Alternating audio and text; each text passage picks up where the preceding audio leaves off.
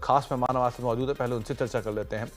चौथी तिमाही में एशियन पेंट्स के नतीजे अनुमान से कमजोर रहे हैं। आय, एबिटा और मार्जिन पर थोड़ा दबाव रहा है। मार्जिन करीब 2% गिरा है और मुनाफा सिर्फ 1% बढ़ा है।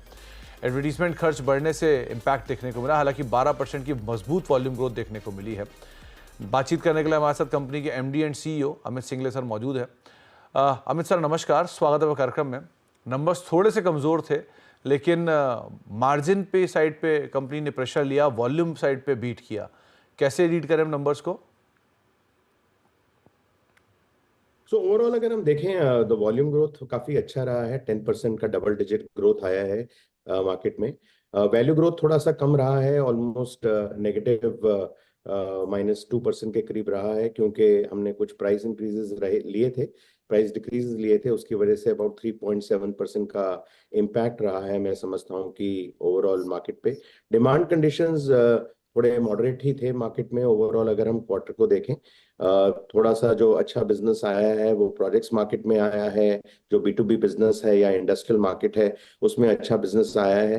पर ओवरऑल थोड़ा सा जो डिमांड लेवल्स है वो थोड़ा कम ही रहा है। जो हम रूरल में ग्रोथ का आगमन कर रहे थे उतना ग्रोथ नहीं आया है हमारे हिसाब से। और ओवरऑल अगर हम मार्च का महीना देखें तो थोड़ा इलेक्शन की वजह से भी थोड़ा स्लो डाउन हमने देखा है मार्केट में, बोथ रिटेल और इंस्टीट्यूशनल मार्केट में। तो आई थिंक ये सब रीजंस रहे हैं कि ओवरऑल थोड़ा जो वैल्यू सेल्स है वो कम रहा है, पर किंतु जो हमारा वॉल्यूम ग्रोथ का प्रॉमिस था वो हमने अभी भी रखा है।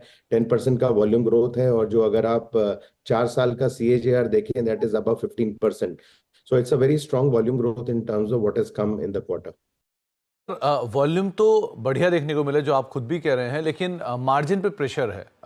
तो इसको कैसे रीड करें? क्योंकि क्या कंपनी अच्छे नंबर्स या मार्केट को पेनिट्रेट कर रही है नए एंट्रेंट के हिसाब से? ओवरऑल जो हमने अपनी कमेंट्री में भी यही बोला था कि जो आज हमारा ओवरऑल दृष्टिकोण है वो एडवर्टाइजिंग और मार्केटिंग स्पेंड में हमने काफी अच्छा स्पेंड किया है। बिकॉज एक चीज हमने रखी हुई है कि जो ओवरऑल ब्रांड है, ब्रांड इक्विटी है, उसकी तरफ हम कंसंट्रेट करेंगे।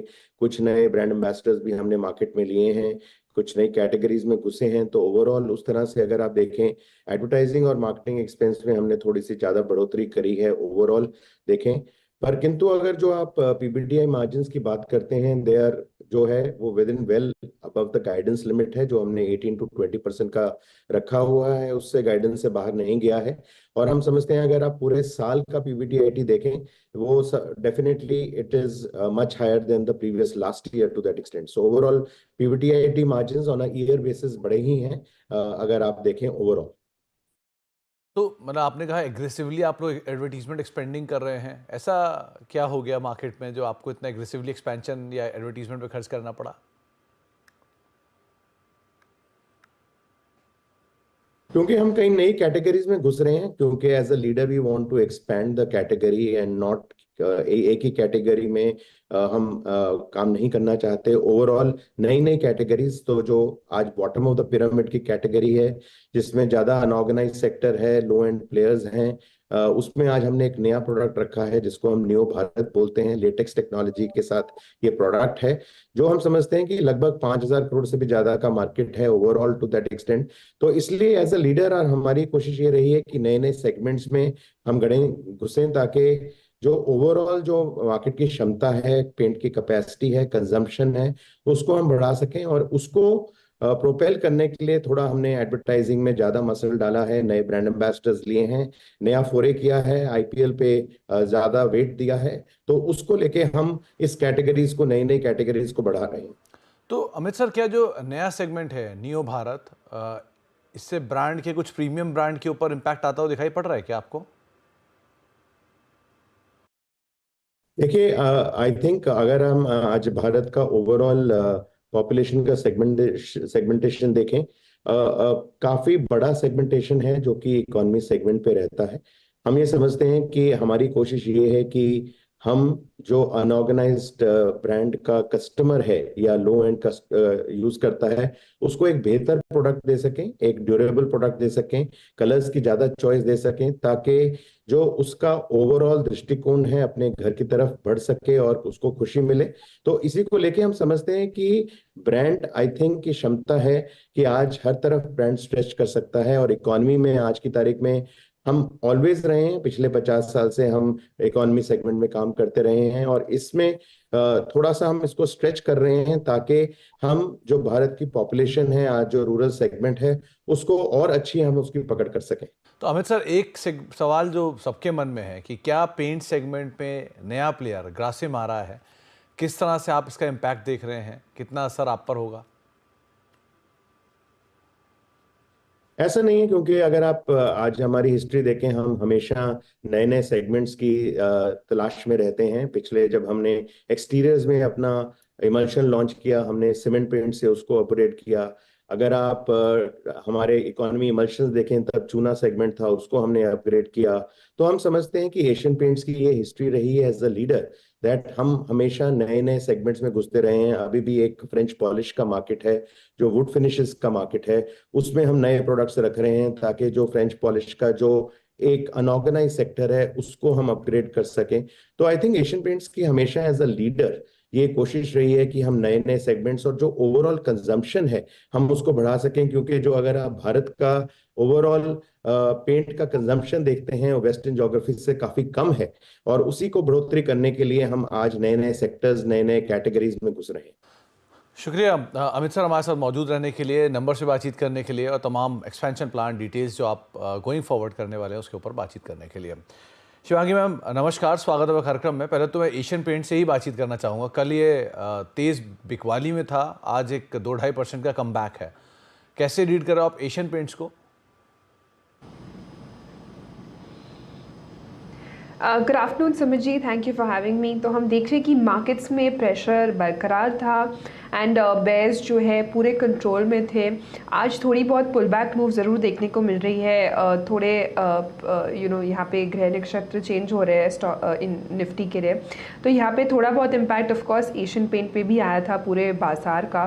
तो यहाँ पे हम देख रहे हैं कि एक अच्छा सपोर्ट बेस बाइंग है, बट ब्रॉडर स्ट्रक्चर अभी भी वीक है एंड स्टॉक जो है सस्टेन करने की कोशिश कर रहा है। पर यहाँ पे मोमेंटम और बाइंग इंटरेस्ट 2800 के ऊपर ही आएगा ट्रेडिंग के लिहाज से।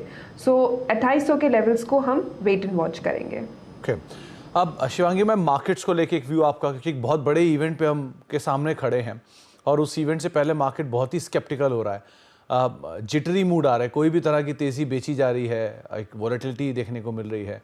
सो आप कैसे रीड कर रहे हो मार्केट्स को इंडेक्स फ्रंट पर, निफ्टी या निफ्टी बैंक में?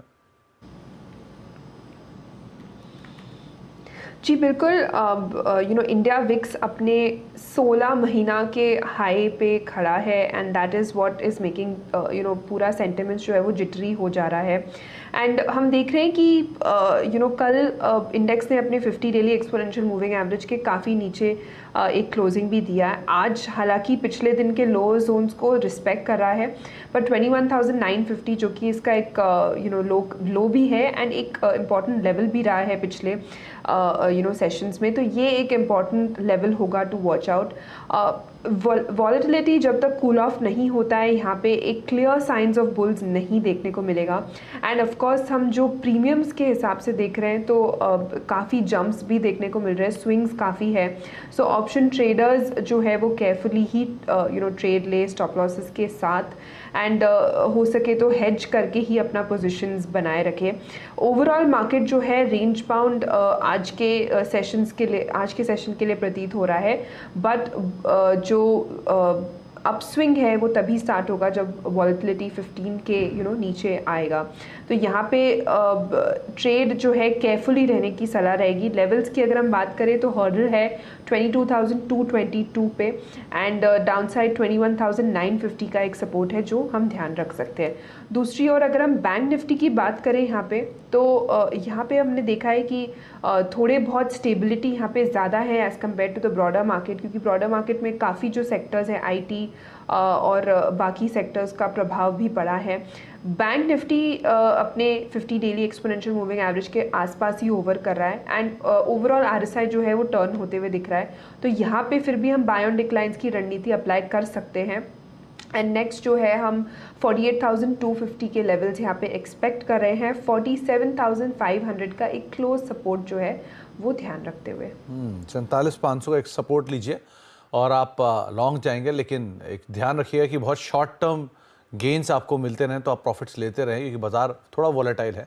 लेकिन कंफर्टेबल बाय जो है वो जब तक 15 के नीचे इंडिया विक्स नहीं पहुंचेगा तब तक आप अवॉइड करेंगे। शिवांगी मैम, आज इंडिविजुअल स्टॉक्स में लॉन्ग है, कुछ शॉर्ट्स हैं?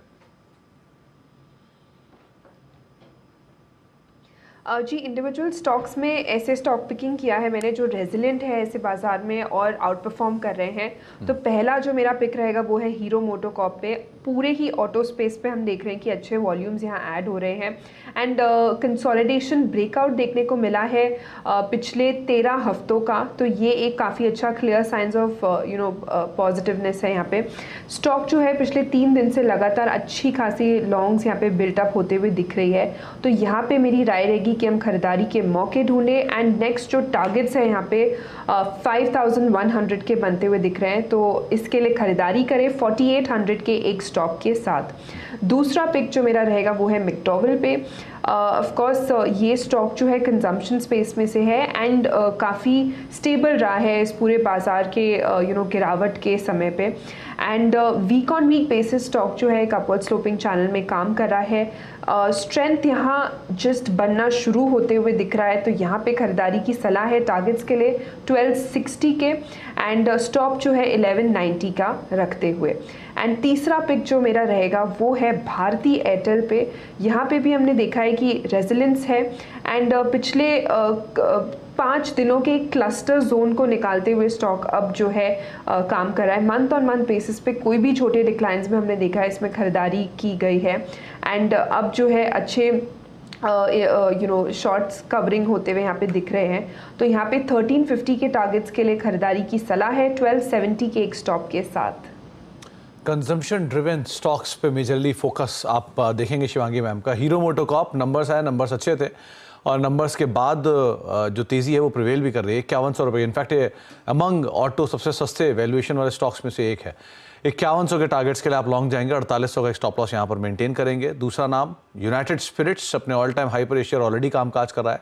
1260 के टारगेट्स के लिए आप लॉन्ग जाएंगे, करीब 1190 का एक स्टॉप लॉस मेंटेन करेंगे। और तीसरा नाम है भारती एयरटेल का, ऑलमोस्ट अपने ऑल टाइम हाइस के आसपास 1350 के टारगेट्स के लिए आप 1270 का एक स्टॉप लॉस यहाँ पर भी मेंटेन कर सकते हैं। एक ब्रेक का वक्त हो गया है, ब्रेक के बाद लौटेंगे। शिवांगी मैम बनी रहेंगी, उनसे एक सस्ता ऑप्शन आइडेंटिफाई करवाएंगे, कुछ और स्टॉक्स पे बातचीत करेंगे छोटे से ब्रेक के उस तरफ।